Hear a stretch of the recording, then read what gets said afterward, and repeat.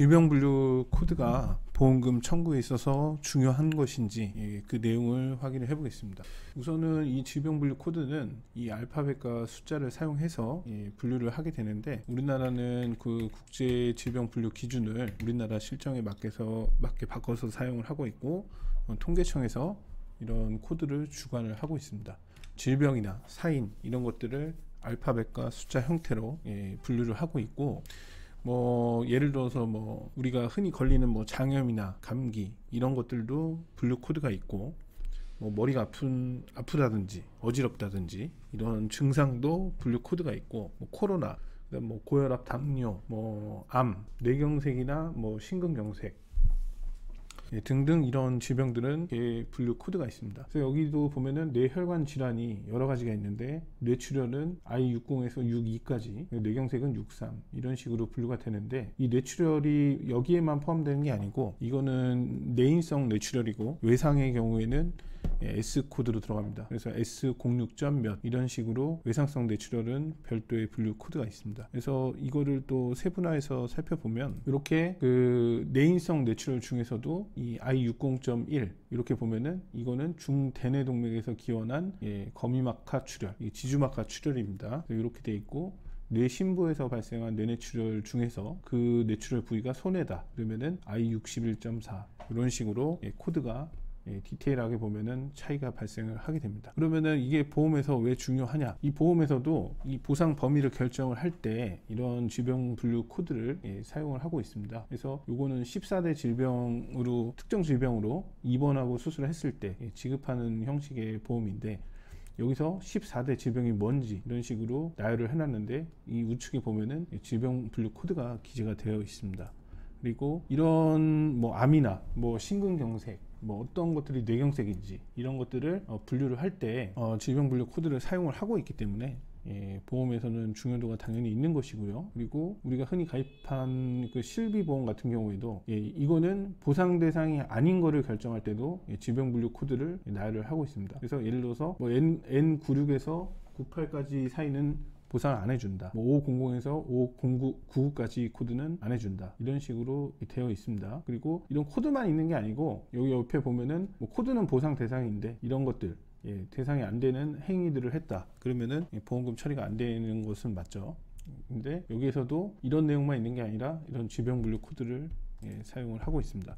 그래서 이 보험금마다 어떤 것들을 보상하는지, 어떤 것들이 보상이 안 되는지, 이런 것들을 범위나 이런 것들을 구분할 때 질병분류 코드를 사용을 하는데, 이 보험금 지급에서는 질병분류 코드만 맞으면 또 지급을 하는 게 아닙니다. 예를 들어서 이 허혈성 심장 질환의 정의 및 진단 확정, 이거는 진단비나 입원비, 수술비 이런 거를 주는 형태인데, 여기 보면은 이거는 I20에서 25까지만 해당이 된다는 그 약관 규정이 있었고, 그리고 이거에 관해서 정의와 진단 확정 이런 거는 뭐냐 해서, 여기 보면은 의사가 당연히 진단을 내려야 되고요, 작성한 문서화된 기록 또는 검사 결과를 기초로 내려줘야 한다. 그러니까 의사가 주관적으로 판단한 거는 지급하지 않고, 이 검사 결과를 기초로 내려진 진단만 인정한다. 그러니까 검사가 시행되는 거는 당연한 거고, 그 검사 결과에서 이 허혈 심장 질환으로 볼 수 있는 그런 소견이 나와야 된다는 거죠.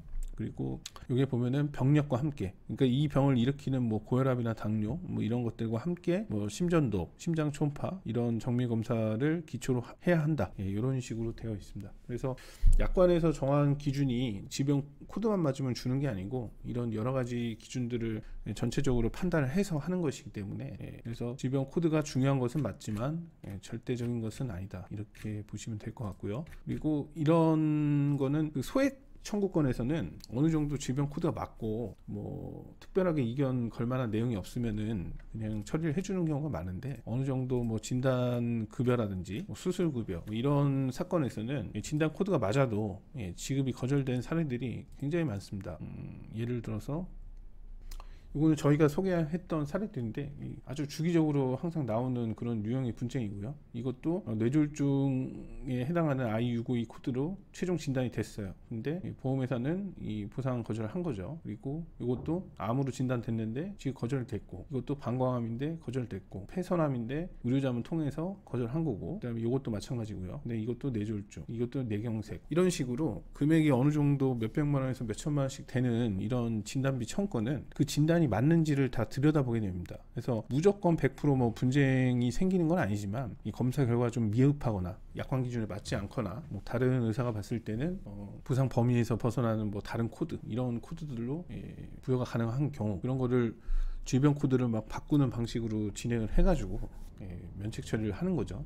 이 사건도 보면은 이 I60에서 66까지만 보상이 된다, 이런 질병분류 코드 범위가 정해져 있었는데 그 바깥에 있는 그 코드가 적절하다, R908이라든지 I693, 흔히 이렇게 많이 나오는 그 분쟁들이 있습니다. 그리고 이 코드도 C 코드인데 다른 D 코드나 이런 것들로 바꾼다든지, 이거는 이제 D09로 바꾼 거고요. 이거는 C 코드인데 자문을 걸어서 D02.2로 바꾼 거고요. 그러니까 이런 전체적인 이런 것들을 여러 가지 내용들을 토대로 해서 질병분류 코드를 아예 바꿔버리는 방식으로 분쟁을 걸기도 합니다. 그래서 가입자분들께서는 청구하실 때 약관을 한번 보셔가지고 어떤 게 보상이 되는지 안 되는지 이런 것들을 한번 보셔야 되고, 그거에서 끝나는 게 아니라 아까 그 진단 기준처럼 어떤 것들이 어떤 기준과 요건들을 채워야 지급사항이 되는지, 그리고 약관에서는 이런 분쟁 사례나 이런 것들을 확인을 할 수가 없기 때문에 해당 코드에 관한 분쟁 유사한 사례들, 이런 것들이 있는지 코드를 한번 넣어서 검색을 해서 찾아보시고, 그 다음에 내 청구권이 분쟁이 발생할 만한 건인지 이런 것들을 따져 보신 후에 청구를 하시는 것이 좋겠습니다. 감사합니다.